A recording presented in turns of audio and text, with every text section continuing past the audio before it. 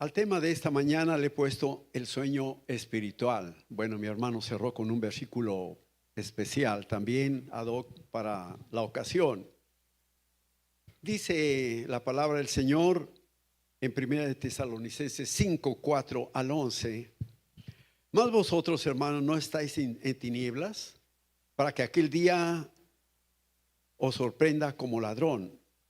Porque todos vosotros sois hijos de luz e hijos del día, no somos de la noche ni de las tinieblas. Por tanto, no durmamos como los demás, sino velemos y seamos sobrios. Pues los que duermen de noche duermen, y los que se embriagan de noche se embriagan. Pero nosotros no somos del día, somos sobrios, seamos sobrios, habiéndonos vestido con la coraza de fe y de amor y con la esperanza de salvación como yelmo. Porque no nos ha puesto Dios para ira, sino para alcanzar salvación por medio de nuestro Señor Jesucristo, quien murió por nosotros, para que ya sea que velemos o que durmamos, vivamos juntamente con Él. Por lo cual, animaos unos a otros y edificaos unos a otros, así como lo hacéis. Bien que hemos disfrutado del descanso de la noche, hermanos. Y qué grato es poder llegar a nuestra cama y conciliar el sueño rápido después de haber bien orado, entregarnos al Señor, porque no sabemos si amaneceremos, pero es grato el sueño y qué bueno que lo podemos disfrutar. Es tremendo, hermanos, cuando alguien no concilia el sueño fácil, y mayormente cuando le asalta alguna duda, alguna inquietud. Yo recuerdo de una dama que tenía pánico a la muerte y no quería acostarse, permanecía sentada. En su desesperación, la falta de seguridad a donde iba le permitía manifestarse de esa manera. Y por eso es que el Señor en su grande misericordia nos alerta. Y yo quiero pedirle, hermano, que considere la reflexión de esta mañana, porque ciertamente estamos en tiempos por demás difíciles, muy peligrosos, y el Señor quiere una iglesia despierta, avivada. Y está incidiendo en recalcar la palabra velar. Y velar significa, hermanos, estar despiertos y vigilantes. Pablo está haciendo aquí una exhortación a mantenernos alertas, no solo para el día del Señor, que no está lejos, sino, hermanos, estar espiritualmente preparados a fin de escapar de la ira de ese día. El niño de Belén vino, hermanos, para satisfacción y gozo de muchos, pero vino en ese plan. Pero, hermanos, su segunda venida no será igual. Será un día de ira. ¿Para quién? No para nosotros, yo espero. Por eso nos está alertando una vez más. No es para nosotros, hermanos, pero sí nos está diciendo que estemos alertas, hermanos, estemos despiertos para el día de la ira, que indudablemente, hermanos, queramos o no queramos, vendrá. Y las Sagradas Escrituras nos dicen que dormir espiritualmente se refiere a un estado de apatía, de negligencia o indiferencia hacia la fe. ¿Y qué es lo que está pasando hoy? No solo aquí, en muchas partes. Hermanos, vemos una apatía tremenda hacia las cosas del Señor, hacia su palabra. Gracias al Señor porque nos da la oportunidad de hablar de su palabra a muchos, pero muchos dicen, no, no es para mí. Pero el mensaje no es para los nuevos hoy, es directamente para nosotros, porque el Señor recalca y está hablando a sus discípulos. Hermanos, que nos levantemos de la apatía, de la negligencia, a la indiferencia hacia la fe. Qué triste es, hermanos, que menospreciemos muchas veces esa fe que el Señor puso a cada uno, en cada uno de nosotros, y que por nuestra apatía ha venido a menos, de tal forma que muchas veces no creamos a pie juntos las promesas del Señor. Se trata de estar alertas, hermanos, espiritualmente, orando y obedeciendo a Dios. Y creo que muchos, me incluyo, yo siempre he dicho, yo necesito ser un varón de Dios que ore más. Y creo que hemos descuidado ese tiempo de la oración. Qué tremendo es, hermanos, cuando bendición tras bendición del Señor llega a nuestras vidas y muchas veces lo subestimamos y ni siquiera lo estimamos, ¿sí? Y no damos gracias por ello y la oración se va haciendo a un lado. Y si no oramos, ¿cómo vamos a obedecer? Por eso dice que estemos orando y obedeciendo a Dios, que manifestemos interés o entusiasmo, atentos hacia la vida espiritual. Yo le felicito, hermano, porque usted está demostrando en esta mañana ese interés por crecer y poner atención hacia la vida espiritual. Esta es la vida espiritual, buscar del Señor, congregarnos y hacer lo que estamos haciendo. Amar verdaderamente, como hoy, este día, para juntos gozarnos en todo lo que hacemos. Miren, hermanos, la palabra del Señor está llena de palabra preciosa y hay pasajes que por demás nos encantan, pero hay palabra muy severa y que aquí tenemos que ponernos listos y estar alertas. Vea, hermanos, hay pasajes que muchas veces decimos, ¿cómo es que la palabra del Señor esté plasmado tal escritura? Isaías 56:10 dice, son atalayas, son ciegos, sus atalayas son ciegos, todos ellos ignorantes, todos ellos perros mudos, no pueden ladrar, soñolientos, echados, aman el dormir. ¿Había escuchado esta palabra? Y como que nos resistimos a aceptar la palabra del Señor. Dice eso, lo dice. ¿Por qué?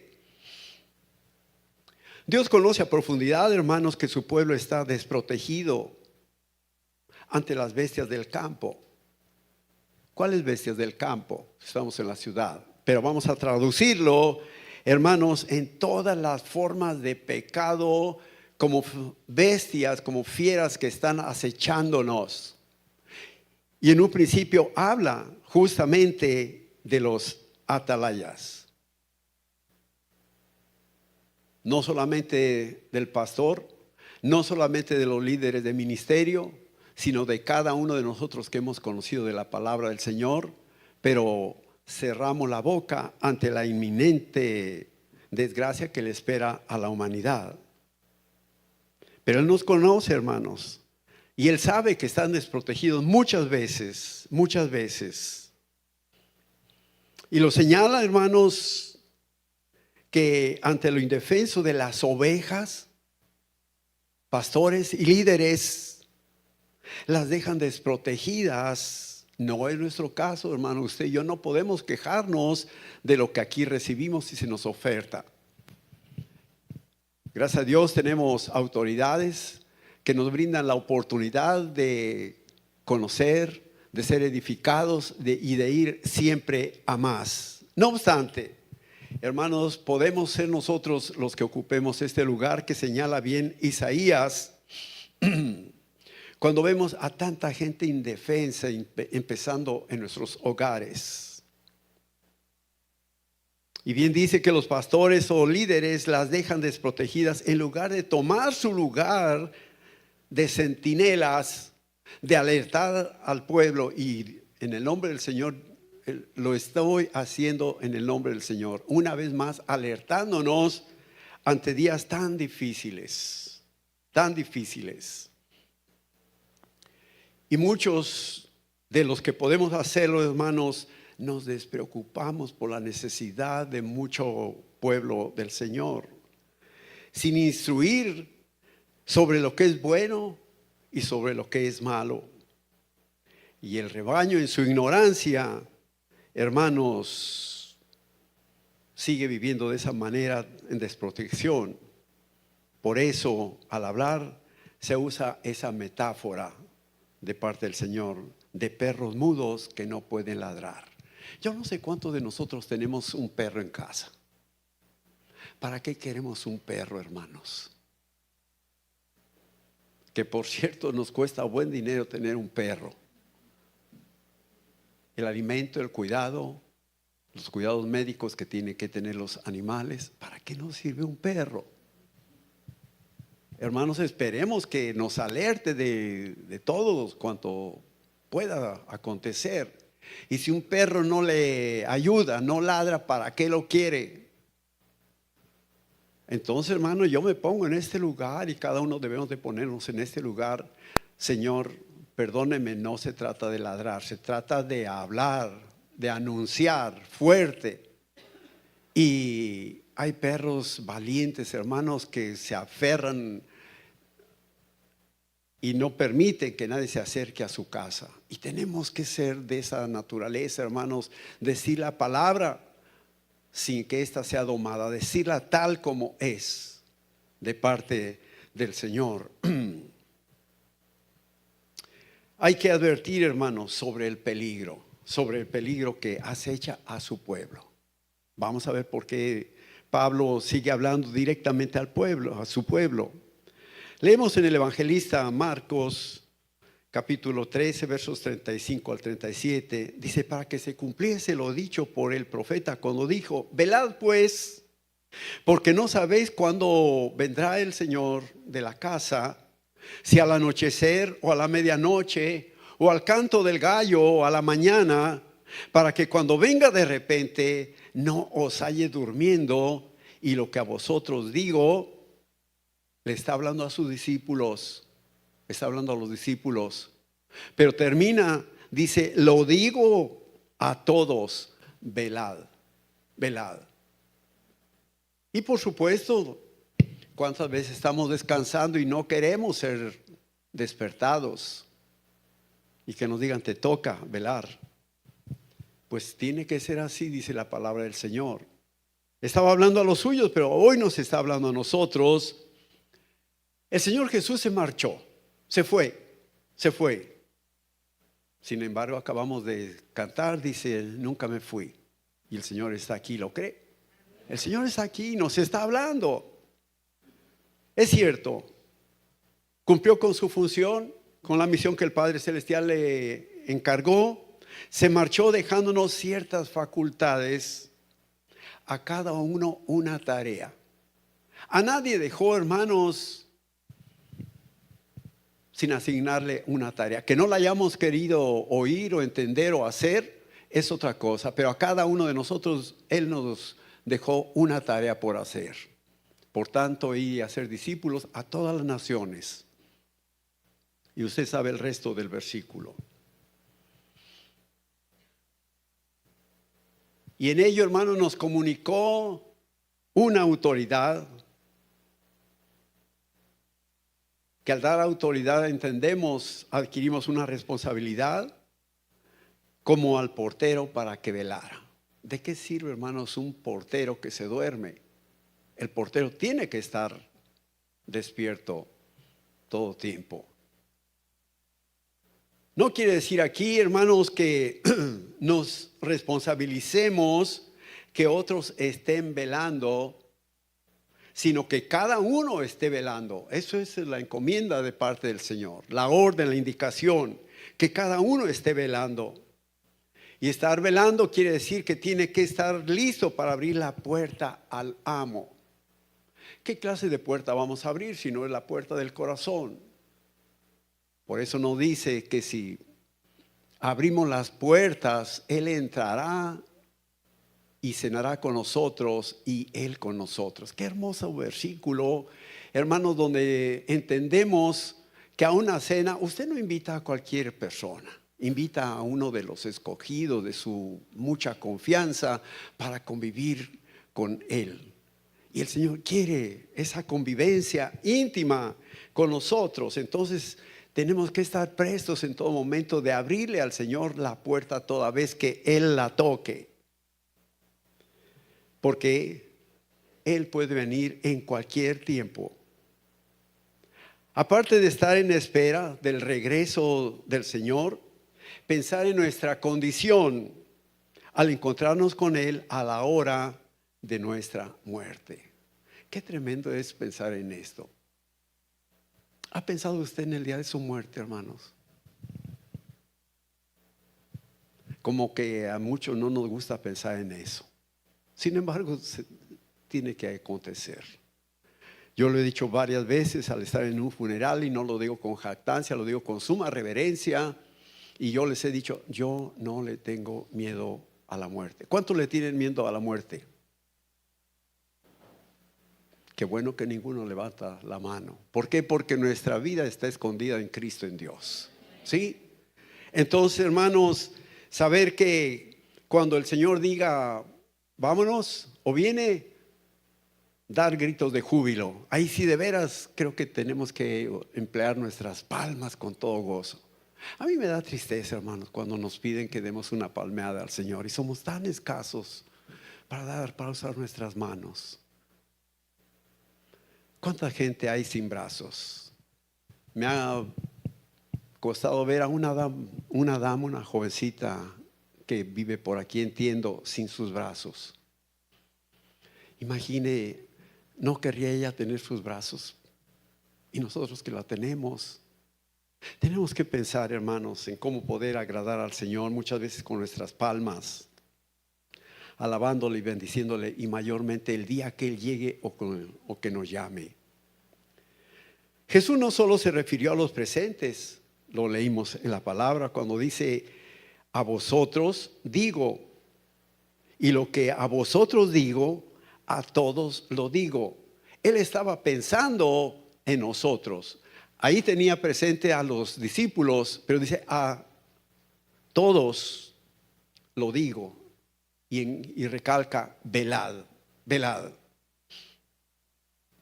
Se corre el riesgo espiritual, hermanos, ya que la Biblia describe este estado como peligroso al compararlo con estar muerto.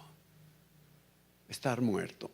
El que está en un sueño profundo está muerto, no oye, no percibe nada. Es un estado, hermanos, de muerte, y advierte que la negligencia puede llevar a la corrupción y a la caída de la fe. Hermanos amados, cuando estamos separados del Señor, estamos fríos, tibios, nada nos impedirá caer, hermanos, en la corrupción que usted puede imaginar. Está el mundo tan lleno de corrupción que si nos descuidamos podemos caer en ese renglón, y mayormente la caída de nuestra fe. No obstante, cuando estamos verdaderamente tomados de la mano del Señor, yo recuerdo una alabanza preciosa que dice, si la fe me abandonare, Él me sostendrá. Pero va a sostener al que esté pensando en ello, ¿sí? Y que cuida su fe de tal manera que en lugar de que venga menos, esta crezca. Recordamos a aquel varón cuando le dije que si creía, dice, creo. Pero ¿qué le dice? Ayuda a mi fe. Y esto es lo que tenemos que hacer nosotros cuando nuestra fe no es suficiente, decir, Señor, ayuda a mi fe, que no venga a menos. La falta de oración, hermanos, es algo tremendo. Usted sabe, en los avisos tan trillados que se dan aquí, la invitación a orar los lunes. Yo no sé de los que estamos aquí cuántos venimos, unos cuantos alcanzo a descubrir, pero de verdad, hermanos, siendo tantos en tiempos tan difíciles, había de venir a ver lo escaso de la presencia en el tiempo de oración. Pablo habla a la iglesia en Roma en su capítulo 11, versos 7 a 8. Dice, ¿qué pues? Lo que buscaba Israel no lo ha alcanzado, pero los escogidos sí lo han alcanzado, y los demás fueron endurecidos. Como está escrito, Dios le dio espíritu de estupor, ojos en que no vean y oídos con que no oigan hasta el día de hoy. ¿Qué fue lo que buscó Israel? Israel buscó lo suyo, hermanos, carnalmente, humanamente, y no lo alcanzó. De tal manera que el Señor y sus discípulos tuvieron que decir, no me quieres, me vuelvo a los gentiles. Usted y yo somos parte de ese pueblo gentil. Y que por gracia del Señor fuimos injertados al tronco de la vid. Entonces, usted y yo tenemos que sentirnos dichosos, hermanos, por sí haber alcanzado lo que muchos judíos, muchos de Israel aún no alcanzan. No obstante, Dios les está dando tiempo, les está dando oportunidad para que lo conozcan. Y no les está costando nada fácil. Ellos están cosechando de lo que gritaron cuando dijeron: crucifícale, crucifícale. Y le dijeron: ¿cómo es posible? Sí, crucifícale. Su sangre sea sobre nosotros y sobre nuestros hijos. Lo están experimentando hoy. Usted y yo, en cambio, hermanos, estamos anhelantes de que el Señor venga y saber que vamos con Él, nos va a llevar y vamos a pasar la eternidad en su presencia. ¿Lo cree de veras, hermano? Yo quisiera que esto le emocionara, saber que vamos a estar en la presencia del Señor y que ciertamente no lo merecemos, pero por su gracia divina, por lo que Él hizo, usted y yo estaremos en la presencia del Señor. Cabe preguntarnos, hermanos, ¿por qué Israel no alcanzó lo que buscaba? ¿Por qué? ¿Por qué? Y el Señor todavía les preguntó: ¿por qué moriréis, oh Israel? ¿Por qué moriréis? Y aquello que le dijo a Israel lo sigue diciendo a muchos dormidos. Por eso estoy hablando del sueño espiritual. ¿Por qué? Cuando tenemos delante de nosotros tanta bendición, tanta oportunidad, hermanos, para vivir sirviendo al Señor aquí en la tierra y para vivir allá en su presencia cuando Él nos llame.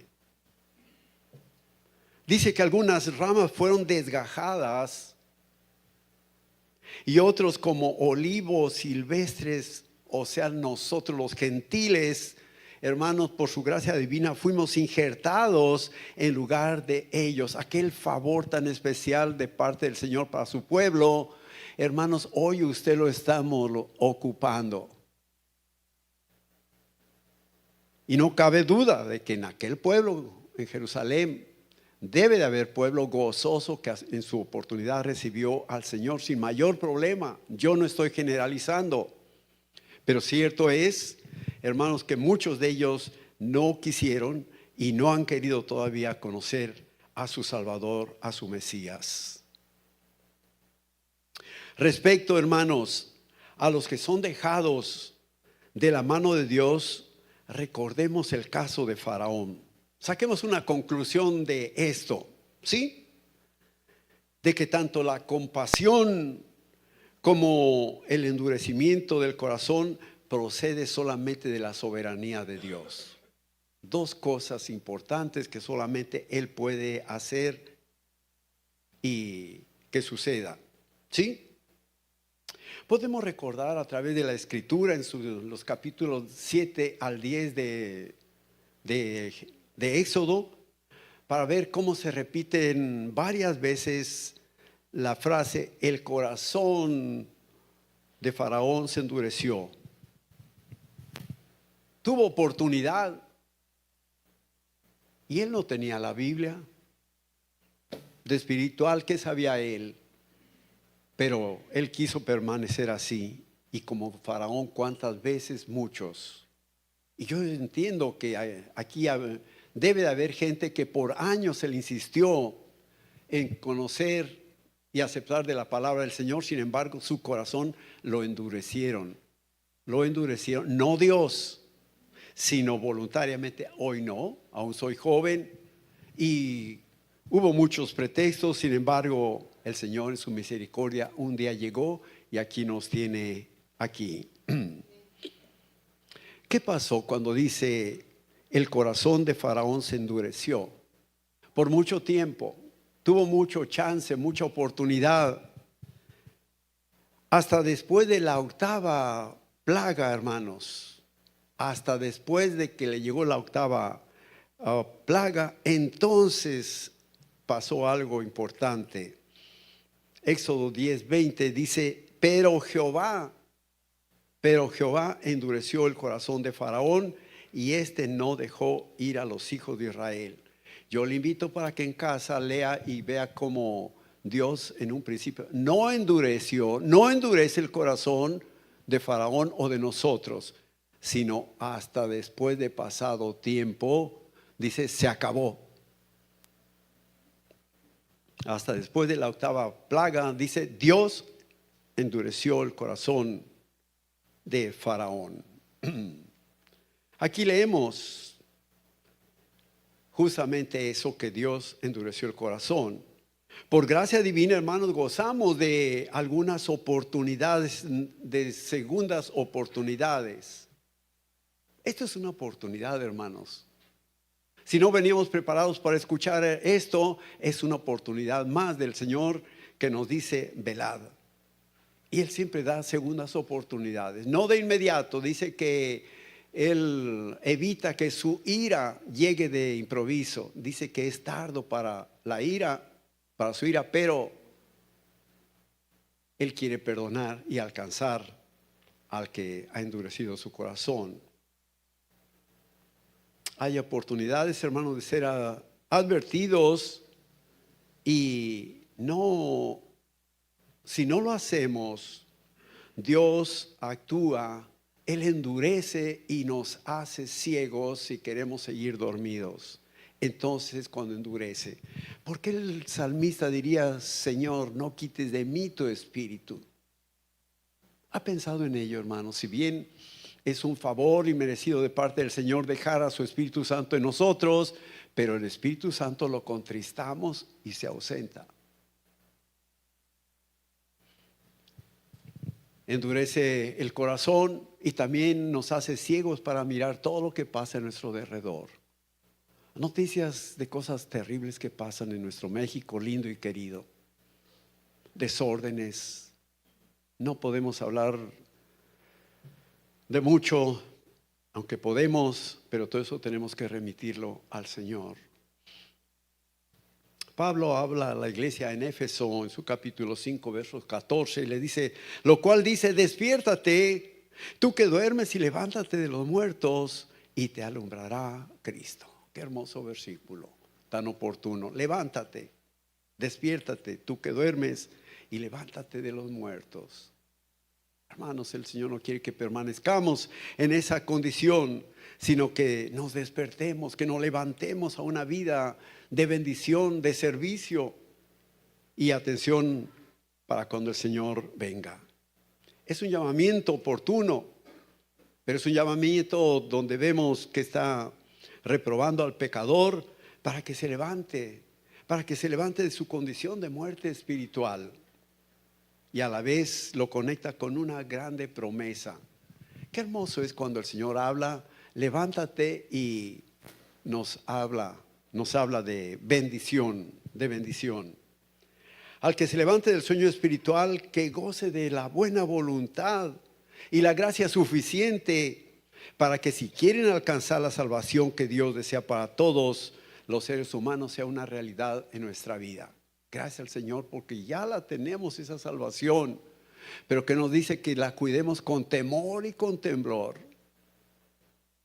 ¿Y cuánto ha cuestionado esta situación en algunas denominaciones? Algunos aseveran la salvación no se pierde, la salvación no se pierde. Yo quiero decirle, ciertamente la salvación no se pierde. Nosotros dejamos de lado. En lo que sí no estamos de acuerdo es en decir que hoy salvo y siempre salvo. Si esto fuera así, comamos y bebamos, que mañana moriremos. Pero que la salvación no se pierde, no se pierde. Usted y yo la deponemos, la dejamos de lado. Lo que el Señor nos da no nos los quita, pero que esto no nos aliente para decir hoy salvo y siempre salvo. No es verdad, la Biblia dice otra cosa. Pablo sigue hablando a su siervo Timoteo, el cual quiere que todos los hombres sean salvos y vengan al conocimiento de la verdad. ¿Qué es verdad? Le dijeron, Señor, tu palabra es verdad. Y qué hermoso es cuando hablamos de la Escritura, hermanos, su testimonio quizá lo pueden echar por tierra, aunque es una realidad para usted, pero esto no lo puede el mundo rebatir. Esta es verdad. Entonces, cuando vengamos al conocimiento, ok, sí, la conocemos porque pues aquí la leemos, pero ¿qué es conocerla, vivirla, disfrutarla, compartirla? Porque solo hay un solo Dios y un solo mediador entre Dios y los hombres, Jesucristo hombre. Esta es la verdad que tenemos que proclamar donde quiera el Señor nos lleve. El cual, ese nombre, el cual se dio a sí mismo en rescate por todos, de lo cual se dio testimonio a su debido tiempo. Hermanos, conocemos a la perfección cuál fue la trayectoria de Jesús aquí en el mundo, y a su tiempo Él testificó de quién era. Hoy es usted y como yo soy los que debemos testificar de la verdad de la palabra del Señor. Y si a otros tenemos que decirle, mayormente a nosotros mismos, a los nuestros. Si no fuera así, tendríamos que pensar, y si el Señor no nos está hablando de esta forma en esta mañana, pensemos que Dios dejaría de ser Dios, de un Dios de amor, un Dios justo, si dejara tanto millón de seres humanos en su pecado, sin darle la oportunidad de levantarse de su muerte espiritual. Si el Señor no nos alertara como hoy en esta mañana, dejaría de ser el Dios de amor, de misericordia. Nos vuelve a recordar, levántate de tu sueño espiritual, vuélvete al gozo de tu primer amor. Ese tiempo, hermanos, en que anhelábamos emplearnos en la oración, predicar su palabra, leer la escritura, acudir a la congregación, gozarnos con los mismos. Él no quiere que permanezcamos en ese estado de muerte espiritual. Y Pablo insiste y habla a la iglesia en Tesalónica. Dice, por tanto, no durmamos como los demás. Mis respetos, yo sé que hay varios hermanos viajando. Quizá algunos están impedidos verdaderamente. Dios guarde que alguien esté enfermo. Pero, hermanos, no durmamos como los demás, sino velemos y seamos sobrios. ¿Por qué las sillas vacías? Mire cuánto lugar. Mire cuánto lugar. Cuando tenemos una congregación suficiente como para llenar estos lugares. Estoy hablando de algo real, hermanos. En ocasiones habían que los servidores tenían que movilizarse y acarrear más sillas porque no cabíamos. Y hoy mire el lugar. Le estoy hablando de algo irreal. Le estoy hablando de lo que estamos viviendo hoy. Una apatía, una frialdad. Y no lo digo por ustedes. A lo mejor me dicen, pues dígaselo a los que no vienen. Pero hermanos, creo que en nuestro alcance está animar a los demás. Levántate tú que duermes. ¿Dónde está su esposo? ¿Dónde está su esposa? ¿Dónde están sus hijos ahorita mismo? Tenemos que, en primer lugar, tomar para nosotros este llamado y comunicarlo con otros, con los propios. Las tinieblas, hermanos, son un término muy usado como símbolo de ignorancia espiritual, del error moral y de una vida en pecado no confesado. ¿Se recuerda usted cómo vivió David un tiempo alejado del Señor? Las bendiciones del Señor se le alejaron, motivadas por guardar silencio. Pero qué hermoso cuando dice, cuando declaré mi pecado. Y cuando lo hacemos, hermanos, volvemos a la libertad de buscar al Señor de mejor manera, como Él quiere. Pero tenemos que, hermanos, hablar de esos pecados no confesados. Y esto, por supuesto, son lo opuesto a la luz. Cuando nos dice que somos hijos de luz, hermanos, dando a entender que la luz es una característica distintiva. Cuando usted y yo andamos en la luz, hermanos, todo mundo nos conoce. Y rápido nos identifica, como que nos dice, oiga, usted tiene algo especial. Usted no habla igual. Y qué hermoso, hermanos, que pueda ser de esta manera. No para jactancia, sino para que el nombre del Señor sea alabado. Que podamos distinguirnos de todos los demás. Pero que sea el Señor el que nos permita andar en esa luz. Él es la luz. Y somos llamados a ser luz. Hijos de día es el equivalente a ser hijos de luz. Y por supuesto, hermanos, que si somos hijos de luz, tenemos que alumbrar donde quiera que vayamos. Y si somos luz, no podemos tropezar ni causar tropiezo a nadie más. Nosotros no somos hijos de la noche ni de las tinieblas. ¿Qué quiere decir esto, hermanos? Que no vivimos una vida de pecado y de ignorancia espiritual. Ahora, cuando digo esto, no quiere decir, tristemente tenemos que aceptar que somos carne y hueso y que seguimos pecando. Pero hermanos, recuerde que si 100 veces pecamos, el Señor es misericordioso. No le estoy alentando a pecar, pero estar conscientes de que caemos en pecado cada momento, pero que no se repita. El Señor quiere un pecador arrepentido, no más aquello que le dolió al Señor, que entristece al Señor, y por supuesto que debe entristecernos a nosotros también. Por lo cual se nos exhorta a actuar como hijos de luz, como hijos de luz. Y hermanos, consideremos lo que dice la palabra, que si la luz que hay en nosotros son tinieblas, ¿cuáles no serán las mismas tinieblas? Entonces tenemos que manifestar que somos muy diferentes a los que no saben nada del Señor. Por tanto dice, no durmamos como los demás, es decir, como los que son de la noche y de las tinieblas, sino que velemos y seamos sobrios. El Hijo de luz tiene que andar en la luz. El creyente debe de velar, es decir, estar siempre alerta. ¿Alerta a qué? Hermanos, el enemigo dice que anda como león rugiente en nuestro derredor, buscando a ver a quién devorar. Me recuerdo que hubo dos personas que usaron este versículo y hablaban al respecto de que como león anda en derredor nuestro buscando a quien devorar. ¿Y qué es lo que come el león, hermanos? Carne. Entonces el Señor quiere que quitemos de nosotros todo lo carnal, de tal manera que el enemigo no venga y se sacie en nosotros. Somos pues exhortados a permanecer despiertos espiritualmente y viviendo con cuidado y sabiduría, aprovechando el tiempo, porque los días son malos. Por tanto, tenemos que buscar activamente a Dios a través de la oración, la lectura de la palabra y la obediencia. Desconozco totalmente cuál sea su modo de estudiar la Biblia. No sé.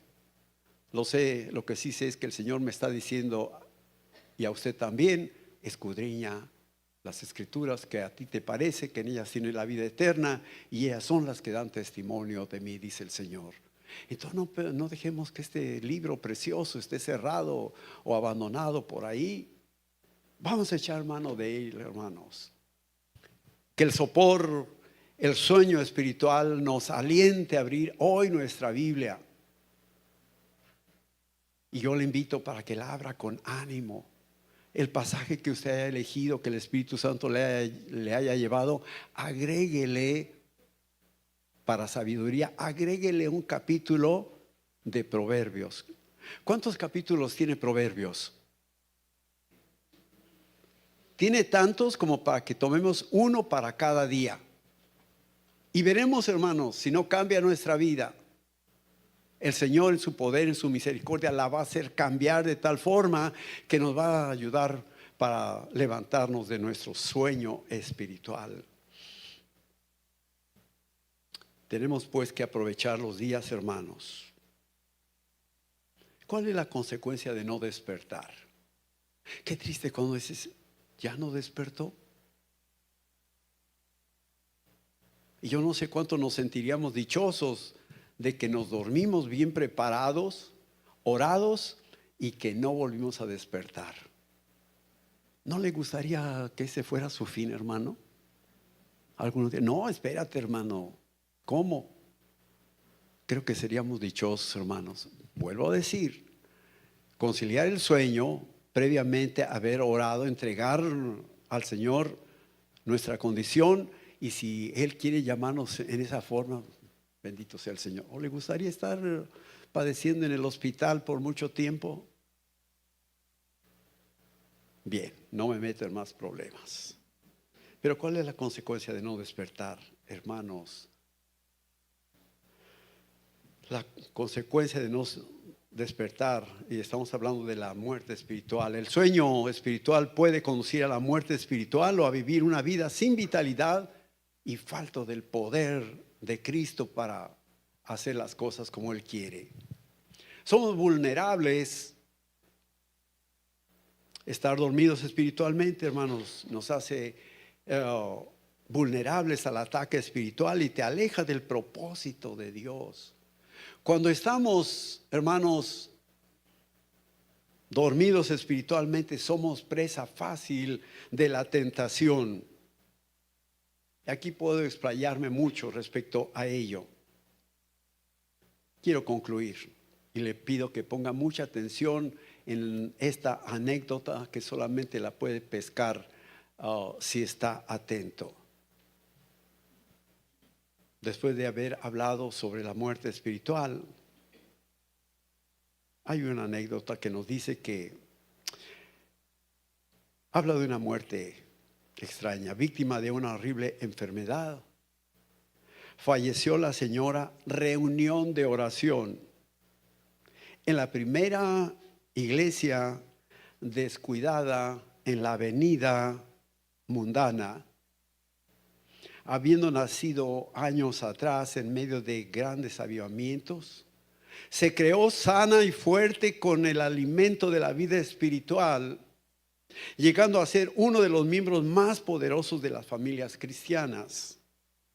Su enfermedad se manifestó lentamente, advirtiéndose los siguientes signos: inflexibilidad de rodillas, frialdad de corazón, debilidad de voluntad e inactividad. Sus últimos días los pasó postrada en la cama de la rebelde enfermedad, y en sus finales palabras puso de manifiesto su interés por las cosas materiales. Experimentados facultativos le administraron varias dosis de organización, de reuniones sociales, de diferentes concursos y de educación religiosa, pero todo fue en vano. La autopsia reveló deficiencia de alimentos espirituales y gran falta de ayuno. De fe y experiencia personal y la falta de cooperación financiera contribuyeron a agravar su mal. Las pocas personas que asistieron al funeral recordaron con dolor su pasada hermosura y poder de una iglesia floreciente. Los encargados de llevar el féretro ni aparecieron. Nadie envió flores, no se cantó su himno favorito, Roca de la Eternidad. Pero en cambio, una señorita entonó la hermosa Isla Lejana. Aunque a decir verdad, nadie sabía dónde existía tal lugar. Sus restos descansan en el cementerio de las glorias del pasado, esperando la mañana de resurrección. En consecuencia de tan irreparable pérdida, las puertas de la iglesia permanecerán cerradas a la hora de la oración, excepto una vez al mes, en que la sociedad limonada servirá un refresco a la memoria de la desaparecida. ¿Captó? ¿Lo entendió? Hermanos, Dios nos guarde de ser una iglesia dormida espiritualmente. El Señor está llamando una vez más. Tal como lo dijo el siervo, lo digo a vosotros, a sus discípulos, pero dice, lo digo a todos. Esta palabra es para mí. Yo tengo un defecto, hermanos. Yo antes de dar algo me quedo con ello. Yo recibo, Señor, dame. ¿Cómo voy a dar lo que no tengo con lo que no me quedo? Entonces, creo que el Señor habla oportunamente, Señor. Lea noticias tristes, desagradables, alarmantes.